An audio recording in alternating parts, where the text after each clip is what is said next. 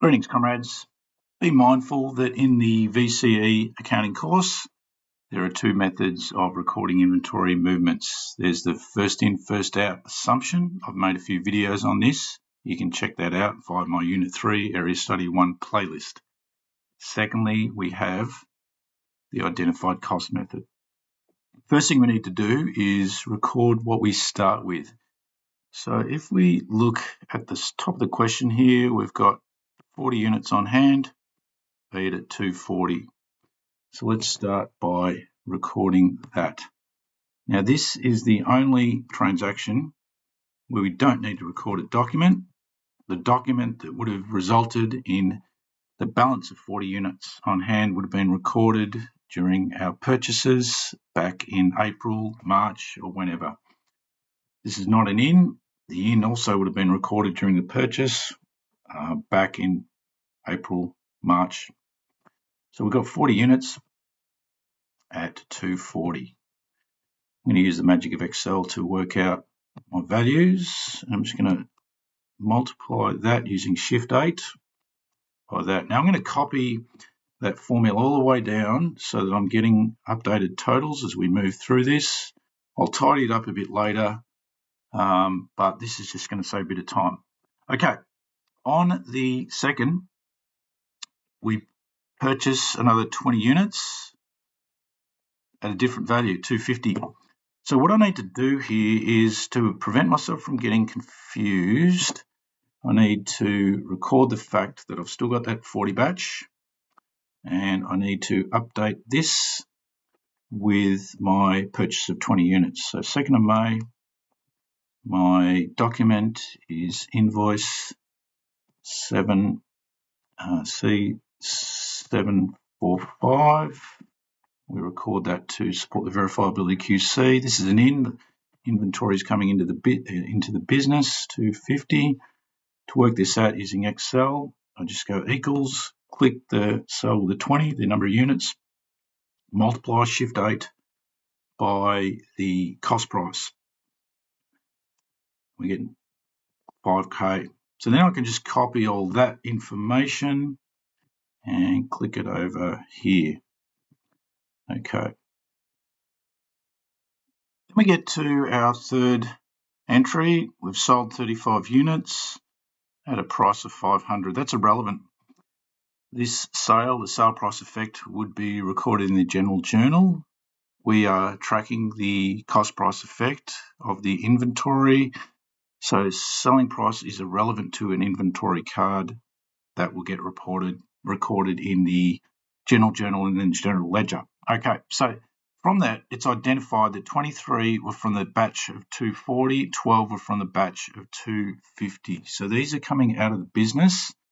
So therefore, in our inventory card, our source stock, invoice 76, these are outs, 23 at 240. And we've got 12 at 250. I can use I can copy my formula that I used before to work out my values. Now, in terms of the updated values, let's just copy down that we've still got our 240 and our 250 batch. So I started with 40. I'm just going to click that cell, and then I'm going to subtract the 23 out from the sale. And then on my $250 batch, I just click the 20 that I started in my balance, and I subtract the 12 that were part of that sale. So it's given me the updated balance. Then we get to the 7th. The owner has taken out 2 units from the 250 batch for personal use. So this will be an out. 5th of May. Our source stock, memo 34. Inventory going out. We've got 2 from the 250 batch, 500. So therefore, let's do some copying and pasting. We've still got the 17 at 240, but now we've got 8 that we started with minus the 2 withdrawn. Then we get to the 12th. So GQ, which was our customer from the 4th,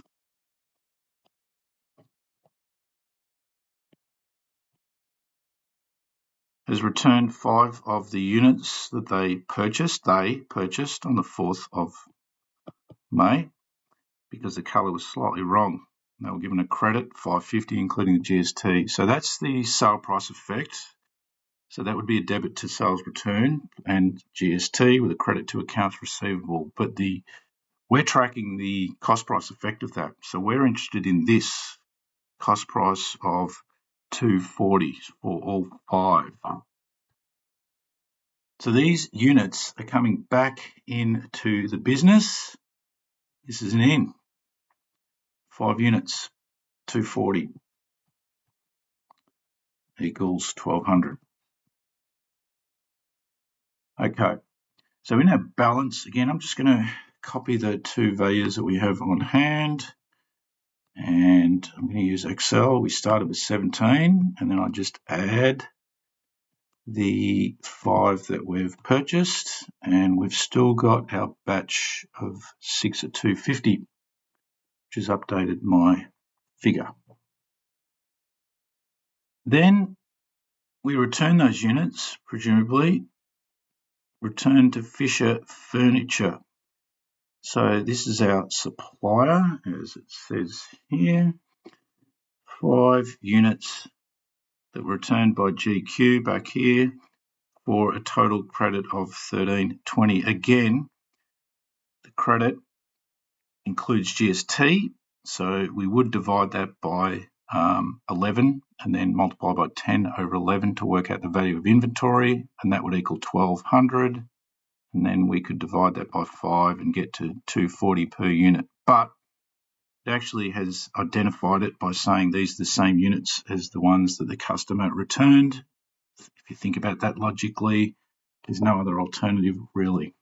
Okay, so therefore those items that came back in on the 12th, now they're going back out. So we're kind of doing the reverse of what we did on the 12th. So we've got C, note A, 5, 6. I can just more or less just copy that, put it to the out column. I've still got my 240 and 250 batch, except now my 22, I subtract my 5 that are going back out, so we're back to 17, and I've still got my batch of 6 at 250. Now, here's where it's going to get interesting. On the 19th, we've purchased 30 units at 286, which includes GST. So if we divide 286 by 11, that equals 26 GST. If we subtract that from the 286, we get 260 per unit. So again, these units are coming into the business. 30 at 26 equals. Now, again, we need to list the fact that we still have these, the 240 batch, the 250 batch, and we've also got a third batch of 30 at 26. So then we get to the 24th. We've sold 20 units. We're only interested in the cost price. 8 of them were from the 240 batch. 12 were from the 260 batch. So this is an out. 8 at the 240 value and 12 at the 260 value. Let's work out the cost price. Copy that formula. Okay, let's update these, although I made an error, so that needs to be 260. Copy those 3 values down. Okay, So in terms of the 240 batch, we started with 17 equals that. Subtract the 8 that were part of the sale. I've still got my 6 from the 250 batch, and I go 30 in my balance minus the 12 that were part of that sale. Then we get to our second last one. We've delivered 4 units to be in a display home. So this is advertising from the 240 batch. So this is an out. 4 at 240. I can just copy that formula. Okay, and then I'm going to copy my 3 values from my 3 separate batches. So from my 240 batch, I started with 9, and then we delivered 4. I've still got my 6 at 250 batch. I've still got my 18 from my 260 batch. Final one, we've got a sale, 15 units. Again, the invoice price is relevant. That's the sale price. That would be recorded as sales GST, accounts receivable in the general journal. It tells us here that all of these were purchased from the batch on the 19th of May.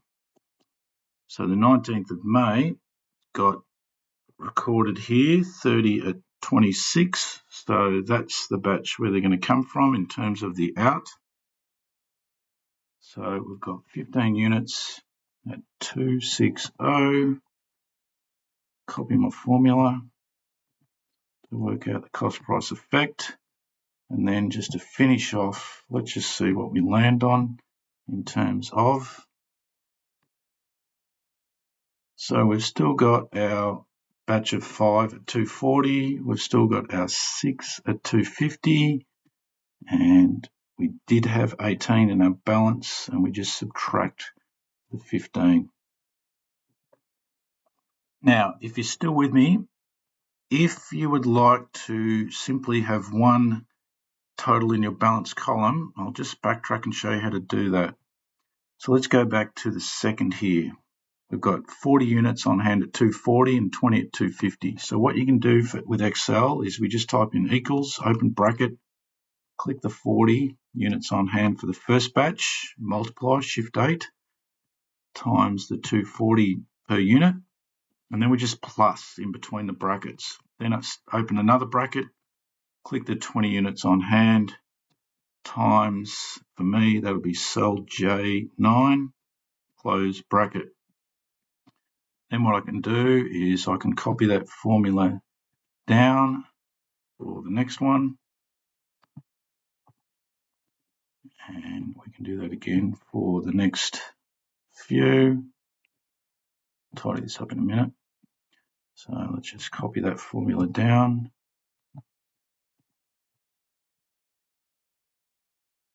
And then this one here, same approach.